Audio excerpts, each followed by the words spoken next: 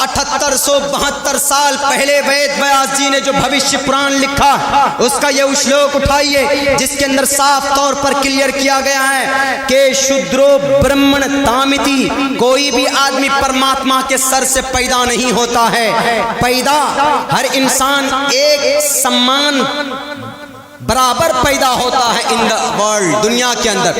کوئی پیدائشی اعتبار سے بڑا نہیں ہوتا کہ یہ پیدائش ایشور اس کو بڑا بنا کر بھیج رہا ہے کہ یہی پی ایم بنے گا، یہی سی ایم بنے گا، یہی مکھیا میں ایم ایل اے اور ایم پی یہی بنے گا. نہیں، بلکہ کوئی بھی آدمی اپنے کرم سے، اپنے عمل سے بڑا ہوتا ہے، اپنے کام سے بڑا ہوتا ہے. ایگزامپل دیتا ہوں آپ کو اس منتر کا ادھارن.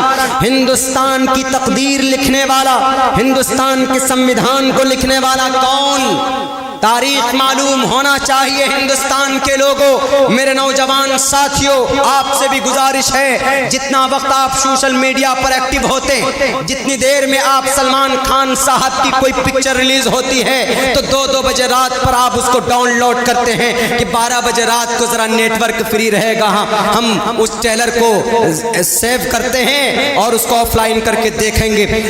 یہ غلط ہے. تاریخ کے اوپر بھی آپ کی نظر ہونی چاہیے، تاریخ کے اوپر بھی آپ کی گہری نظر ہونی چاہیے. ہندوستان کا ودھاتا کون؟ ہندوستان کی تقدیر اور سمویدھان کو کس نے لکھا؟ اس منتر کے آدھار پر اس کو تو ناپاک ہونا چاہیے.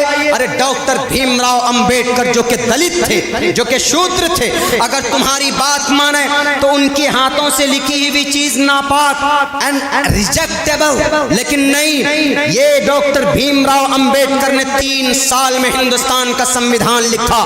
پوری دنیا کے بڑے بڑے ممالک کا سفر کر کے انہوں نے چن چن کر جو اچھی اچھی چیزیں تھی، جو اچھے اچھے ایکٹ تھے، وہ ہندوستان کے سمویدھان کے اندر داخل کیا تاکہ ہندوستان کے اندر سب پیار و محبت سے زندگی گزار سکیں. اور انہوں نے سب سے پہلی یہ بات بھی کہی کہ all Indian person are equal to the Indian constitution.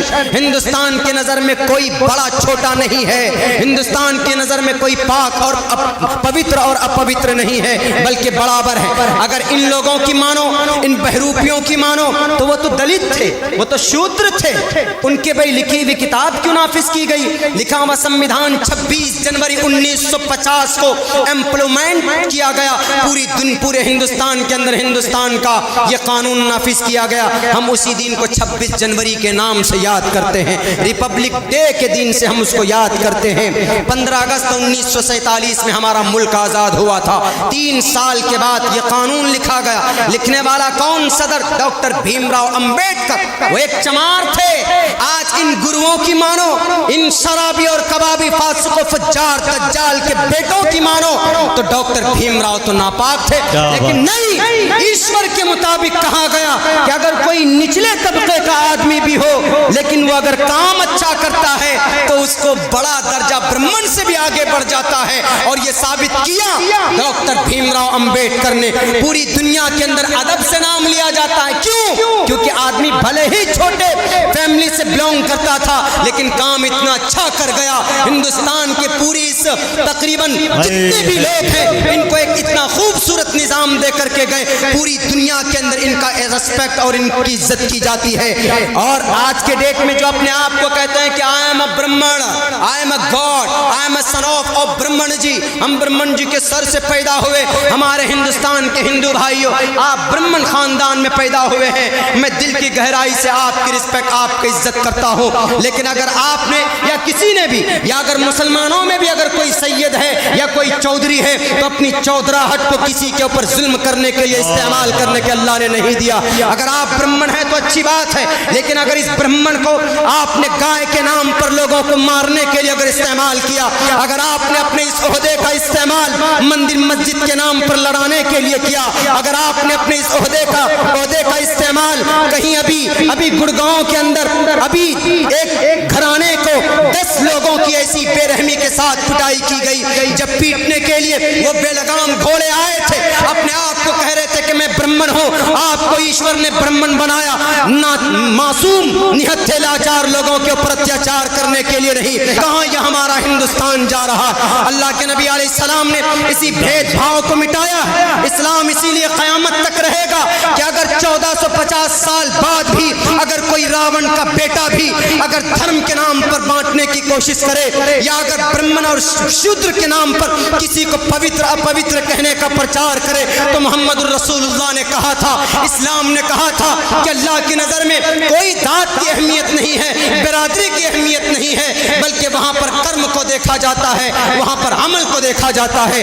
اگر کوئی دھرم کے نام پر، برادری کے نام پر اگر کوئی کامیاب ہوتا تو ابو لہب کامیاب ہوتا، ابو جہل کامیاب ہوتا، لیکن ان کی تباہی پر پوری کی پوری صورت اللہ تبارک و تعالیٰ نے نازل کر دی۔ لیکن وہیں پر دیکھو، اگر کرم اچھا ہو تو بھلے ہی غریب ہو، بھلے ہی بدصورت ہو، بھلے ہی وہ نچلے طبقے سے تعلق رکھتا ہو۔ کون؟ بلال حبشی رضی اللہ تعالیٰ عنہ غریب تھے، غلام تھے، لاچار تھے، بے بس تھے، 3 مرتبہ غلام ہو چکے تھے۔ اگر تمہاری مانو تو ان کو تو کچرے میں ڈالنے کے لائق آدمی تھے، لیکن نہیں، اسلام نے کہا لا فضل لعربی علی العجمی، کوئی آدمی اگر مالدار ہے تو غریب کے اوپر کوئی فضیلت نہیں، اگر کوئی خوبصورت ہے تو بدصورت انسان کے اوپر کوئی فضیلت نہیں، اگر کوئی آدمی طاقتور ہے تو کمزور کے اوپر اس کا زور نہیں چلنا چاہیے۔ محمد الرسول اللہ نے، اسلام نے جو قیامت تک رہے گا، ان اچھائیوں کی بنیاد پر ان غلط فہمیوں کو دور کرتا ہے جو آج کے ڈیٹ میں لوگوں کی دل و دماغ کے اندر جو ایلیگیشنز لگائے جاتے ہیں۔ تو اس لیے محمد الرسول اللہ نے کہا کہ بلال تمہارا عمل کیا ہے؟ ارے بتاؤ تو صحیح، تم چلتے ہو مکہ کی گلیوں میں، تیری چلنے کی آہٹ سنائی دیتی ہے جنت الفردوس میں۔